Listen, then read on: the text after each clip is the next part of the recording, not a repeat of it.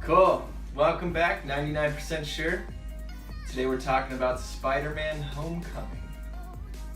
Yeah, cool. I hated it. Oh boy.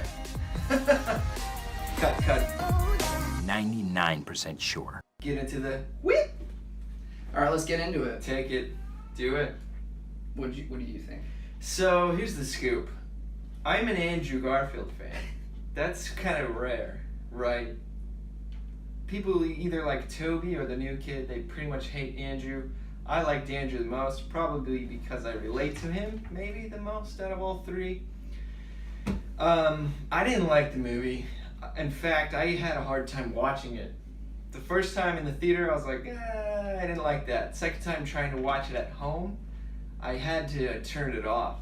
I hated it so much. I didn't hate it like that. Okay. Why'd you hate it so much? There's so many reasons. I think Spider-Man was lame. Here's the problem. Here's my main issue, and we're gonna go into more deeper issues. But the main overwhelming issue to me was that there's been too many and too fast. Okay. So let me explain that.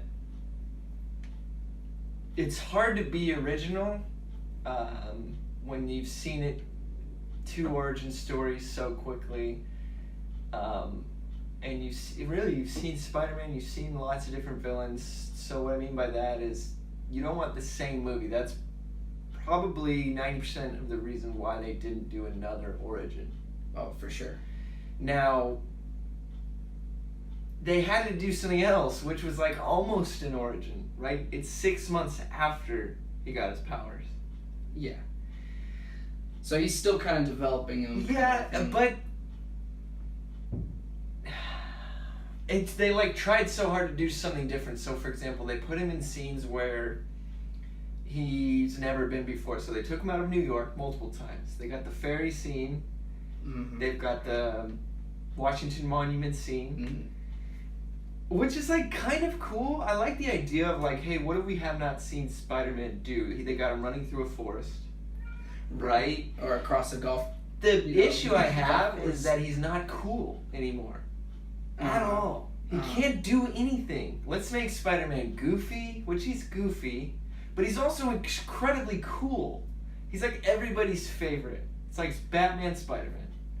The coolest, right? I mean, name somebody else. Iron Man, yeah, because he's been in so many good movies. Well, really, because of Robert Downey Jr. Yeah, that's Robert Downey Jr. made Iron Man. Because of Robert. So that's my main issue. They tried so hard to be original that they sacrificed Spider-Man's ability to be Spider-Man. And that hurts my feelings. Other than that, I think the writing was pretty poor in a lot of it. It's like there's this new humor where it's like The Office formula, which I love The Office, but they do it, it's heightened. So if you take The Office comedy, like really when it's getting good, season 2, 3, and then you add in like YouTube personalities, and you combine those together. Okay, sure. And then that's what you get in these new kind of chirpy movies. And to me, it doesn't work because it's forcing it too much. Not that the writing is really bad. I didn't think it was great. But it's too forced in a lot of the times. Just the humor itself. Yeah, like just the jokes are just kind of yeah. plucky and kind of thrown in. I mean, think about the Toby trilogy. Yeah. There isn't really any of that, but he does well, right? I mean, because he's so nerdy. Well, I think he doesn't have any of this. It's almost like they took all of the charm from Andrew, or tried to, but didn't sell it. To me, I thought Andrew did better in that role. I thought he did well as Spider-Man, like with the jokes, and I also thought he did well as Andrew. And I also thought mean as Peter Parker. Sorry, Peter. And I also thought the chemistry between the two worked really well. Mm-hmm. Gwen Stacy and Peter. That is kind of irrelevant in this one. It's more of a high school vibe, which is fine, although I don't enjoy that as much, personally. Mm-hmm. In my opinion, it's worse because it's just awkward. Like, I don't enjoy watching it. It's like, you know, it's corny, it's cheesy, it's like bad memories. Does anyone like high school? You know, and it's like that hallway thing. It's like, did she get a new top today? I don't know. I didn't like it. I didn't like it. Yeah, they could have toned down the high school bit a bit, I think. Exactly. Last point. No, 2 last points. Acting was pretty poor in some parts. I thought the new kid did good. I thought he did good. I thought he's a good Spider-Man, but just with what he had, I didn't love. Robert Downey Jr. What happened to him?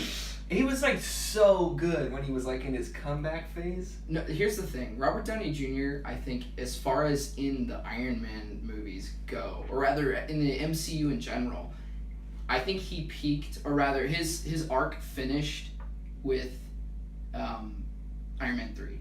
That was like, I think, when the last time we got a really good performance out of Robert Downey Jr. And then ever since then, that might be true. It's just kind of been downhill. That might be true. This being one of his worst for sure. Like, just totally, like, you know, sleeping through it. In my opinion, he's got worse. Now, think about, Iron Man 1, Sherlock Holmes, the first one, and really the second one. Yeah, there's a third one coming out. I know, but think about his performance as, like, killer. Well, I'd be interesting to see... Incredibly good. I'd be interested to see how he does in the next Sherlock Holmes movie, because I feel like... He still has it. Yeah, I feel like he's just tired of the role. He still has it. He's just getting tired of it, and that's understandable. Now, my last and one of the main points is the villain and the arc, the character arc with the villain.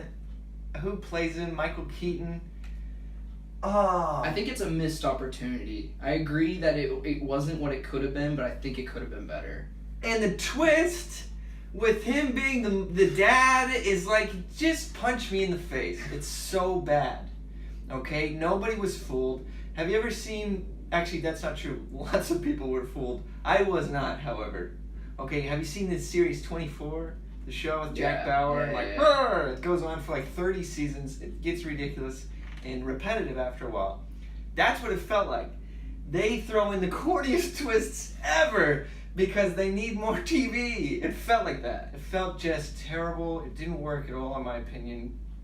As a twist, I mean, to be fair, basically every Spider-Man villain is someone that Peter Parker knows personally. Which is fine. That's just the way that it goes. But like, to have it be like it's some kind of a twist or something, that's what you have issue with. Yeah, and just the development in general. Hey, I'm a good, hardworking family man, to like, you said I can't get my paycheck? I hired people for this job. They're like, sorry. He's like, I'm going to kill everybody. Just, it doesn't work. It doesn't work at all. I didn't like it at all. That's my feelings. Go ahead. Okay, yeah. No, let's go back to, I would say, just Spider-Man in general. I thought, like you said, Tom Holland, personally, I feel like he's my favorite Spider-Man. Okay. And the reason I think is because they have the appropriate balance of like just nerdy, but also, you know, can pull off the Spider-Man with the jokes and the, you know. Yeah. I felt like that dynamic worked really, really well. Because Spider-Man and Peter Parker are supposed to be like different people. You know, when Spider-Man takes off his suit, he loses a lot of his confidence. You know, he goes back to being Peter Parker, which is like, you know, a lot more self-conscious, worried about other things or whatever. But when he's Spider-Man, that's like when he's free and he can kind of say whatever he wants to. And and I think that that's an essential part of his character. But anyway, yeah, okay, so the things that I didn't like is I felt like, kind of like what you're saying, the whole high school-esque-ness of this. I like some bits of it, but again, I don't like the awkwardness. Right? It's overbearing. Right. I think one reason I think they pushed it in that direction is because they wanted it to be more relatable to a younger audience. You know? Rather than carrying, you know, the 20, 30-year-olds through the rest of the MCU, they're trying to, like, reintroduce they wanted a little kid. Yeah.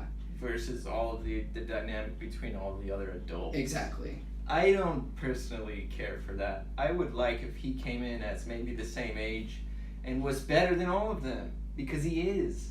Well, that's not how they're going to make money, because they got to have more movies with them. It's frustrating. Okay. Well, so the thing I did like about it, right, about the high school-esque-ness of it, is that there's room for growth. And in fact, this is one of the few movies I think recently where there is actual character change from beginning to end. You know what I mean? Like, one of the main issues I have with, we were just talking about Robert Downey Jr. and Iron Man, with Iron Man after Iron Man 3, is that it's almost like nothing really changed.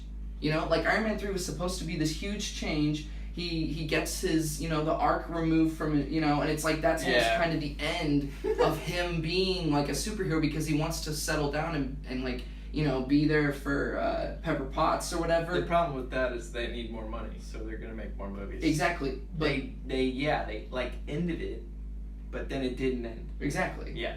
So anyway, this is where I feel this movie kind of shines, because Peter Parker, the entire movie, they are pushing this like he wants to be an Avenger. He wants to be one of the big guys. He wants to be one of the grown-ups, but he's in high school.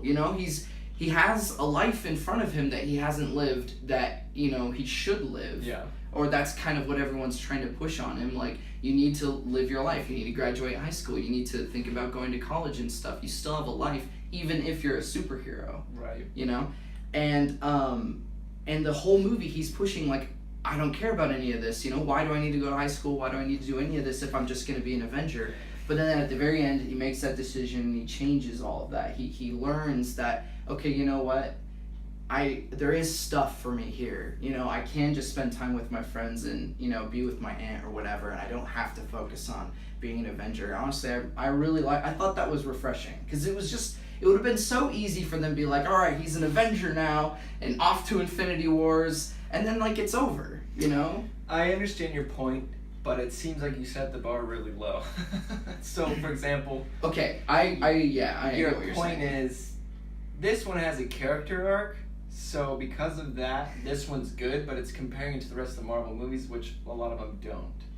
Yeah. So the bar is still really low. I agree. Okay, so I'm not saying that this movie is perfect, not even close, but I do think that there are some good things to kind of glean from it. That this is just kind of like what you're saying, an origin story. Now there are definitely some things that I think should have been changed.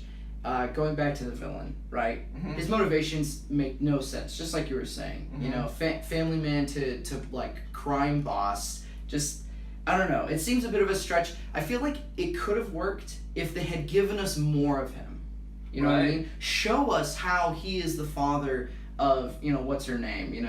The girl that he likes in this movie. I can't remember. Yeah, Lucy? whatever her name is. Yeah, whatever. And I think maybe include the fact that he has some kind of a criminal past, like before the change to Vulture or something, to make it a little bit more believable. Like, what if he sold weapons beforehand, but they weren't like super tech weapons or whatever? Yeah. And then after the incident or whatever, now he's got his hands on all this super tech. And it's like kind of upped his game a little bit, and that's where he gets like the Vulture, whatever. I don't know. Yeah, that sounds better, but still a little bit unbelievable that a bunch of guys in their garage can just like manipulate this alien technology and give him super wings. And nobody can find him. Yeah, that too. Anyway, let's see. I think one thing that they were definitely going for in this movie, I don't feel they lived its full potential, and that was they were pushing this theme of the big guy is sticking it to the little guy, that the little guy doesn't have a chance because Tony Stark's on top or whatever, and he's in control of everything. And what's cool about this is that both the villain and Spider-Man feel this the whole time, right? But they didn't push that enough, I don't think. So Spider-Man, he's like, I want to be an Avenger, but Tony's like, no, you can't. Yeah. And then the other guy is like, well, whatever. His whole motivation is the fact that he wanted to do his job and clean up the city or whatever, but he couldn't because Tony Stark's taken over or whatever, and so they lost out on a bunch of money or whatever. That could have been pushed more. I think that showing the similarities between the villain and the hero is a good thing, because it really shows that all it takes to be a villain, is how you go about handling your problem. But they both had the same problem. So yeah, that's true. Yeah, I think that could have been pushed better, maybe through Peter's relationship with his friends and his aunt. like maybe I remember one point in particular where Aunt May is like, I don't like Tony Stark. He's like, whatever, you know? I think they could have emphasized that a little bit more. But, like, that tiny little nugget is all we really get. But, like, his friends or whatever could have been talking down maybe his internship at, you know, with Tony Stark, you know? Well, is that realistic as high school students? I don't know. I mean, it's difficult, but they do it in a way that, like, maybe they don't talk it down, but they're all like, you know, you need to come to the party or whatever. You need to, like, go to homecoming and graduate, what college you going to, and everything like that. How does this aid the movie? I think, well, so it's a couple of different things, but what I'm thinking is they needed to show more similarities between Peter's situation and the villain's situation to make them more comparable. So that way, when they get to that final scene, not that final scene, but there's that one dramatic scene where they're in the underground parking garage or whatever, and Vulture's basically like trying to reach out to Peter and be like, I get your situation. Like, this is what's happening. You know what I'm talking about? Yeah. And he's like, Tony Stark, and that they don't let any of us get what we need or what we want. We have to fight to get, because they're so powerful and, you know, all that. Sure. I feel like there could have been more there, but instead it was just Peter's like, no. There's probably a lot to do with, like, we have to have the Avengers in the movie now.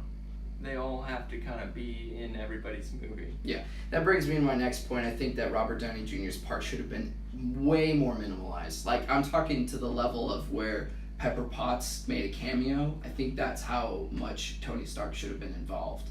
I think his presence is important to the plot, but more in word than in actual screen time. Yeah, I agree. I think he's too big. I also think Happy had too big a role. The babysitter vibe was annoying. I don't know. He just wasn't Spider-Man. He was Spider-Boy. That's what we call it. I mean, we call this movie Spider-Boy. Right. I mean, that kind of tells you right there. Yeah. And I think I have an idea of how that could have been a little bit more remedied. Okay. So, imagine a scenario where after Civil War, Spider-Man didn't get to keep his suit. Okay? So, he had it or whatever, just for that battle, so that Tony can bring it and have like, oh, we have one more guy. Here he is. Yeah. Full-fledged superhero. Yeah. But then after that, Tony's like, okay, well, we'll take the suit back. Go ahead, go home, live your life, you know, be normal. Spider-Man still wants to be an Avenger, right?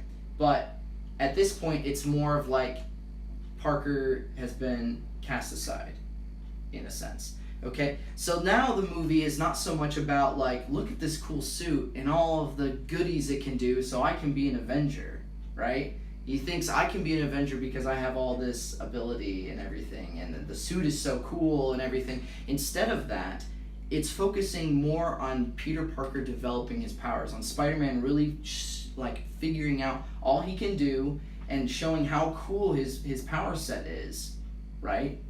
Like, you know, show off the spider sense and see how far he really can, you know, shoot his web and everything, and like what situations he can handle. Yeah. And he's still being the little guy, but it's more about him like being stronger than he was, right? Yeah.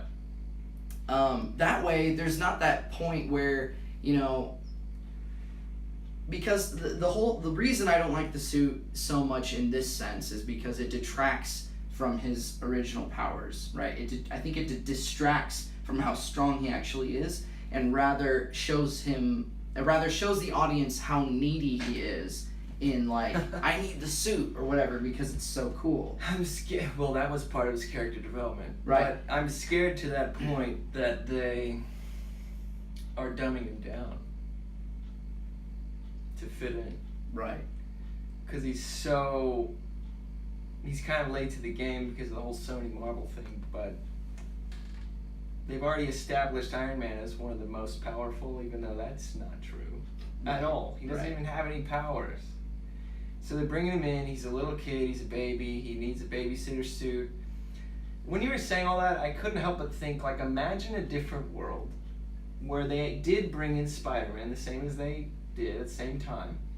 But instead of this little baby kid route, it was like, Spider-Man's been doing it for 5 years. You know, he's 25. He's all, like, made his own suit. He doesn't need any of Tony's crap. He doesn't need any of Tony's stuff, any of his advice. He's like, I know what I'm doing, you know? And he comes Spider-Man. In, yeah, and he has more of like a Hulk presence. Now I say that meaning Hulk, the only way they can really use Hulk in the Marvel movies is like as some sort of a, because who can beat Hulk? Nobody. Right.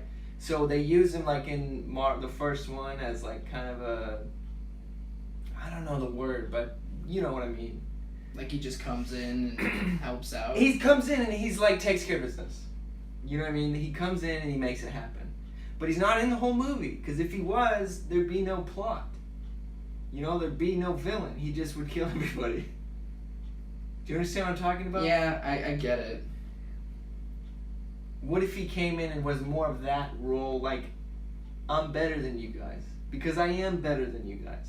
Period. He has more powers, he's stronger, and he doesn't need his hand held the whole time. That's my thought. I think it'd be cooler. He just wasn't cool. I love Spider-Man. I hate this movie. The more you said, the more I hate it. I hate this movie. He sucks.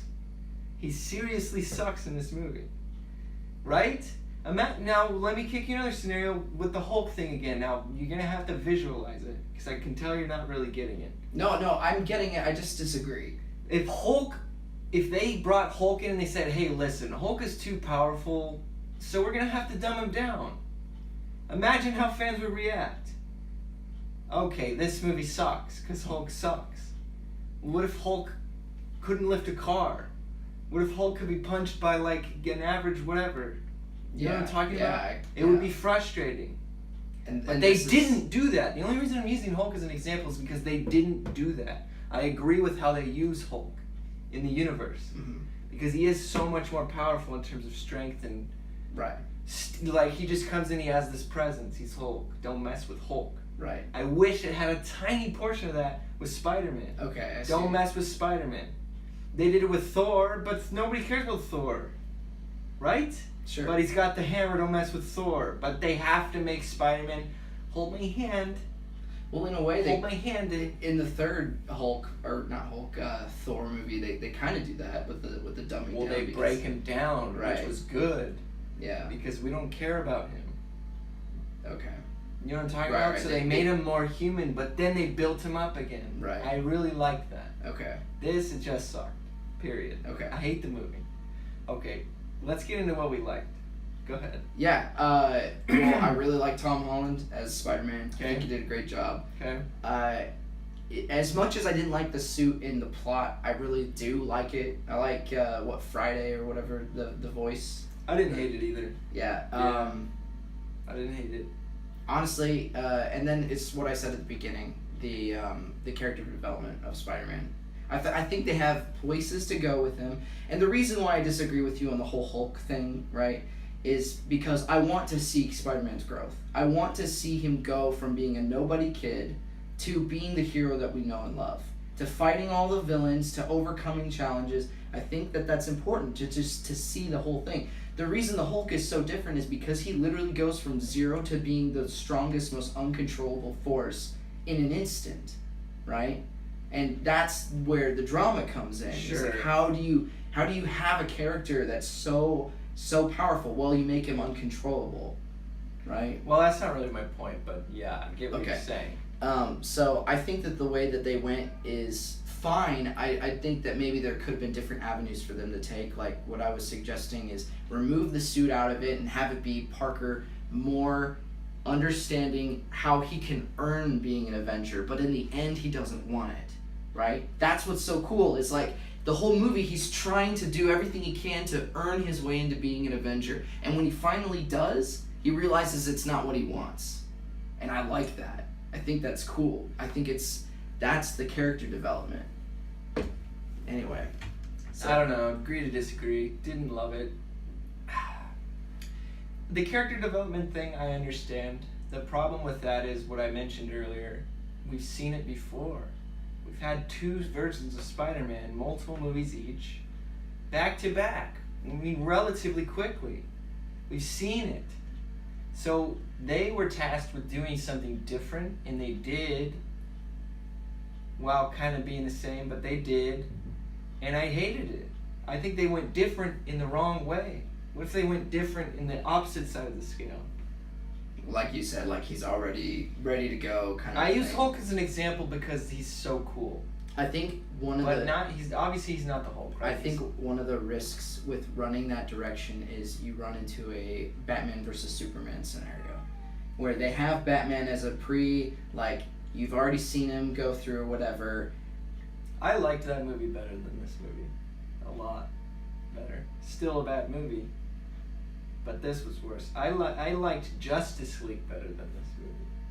I hate this movie. That's rough. But yeah. Okay, Reese is clearly very passionate about Spider-Man. I don't like it. Yeah, I think we're ready to wrap this up. The general consensus is most people liked it. So if you did, let us know. How are we wrong? Let us know. Yeah, thanks for watching. We're going to have more coming up.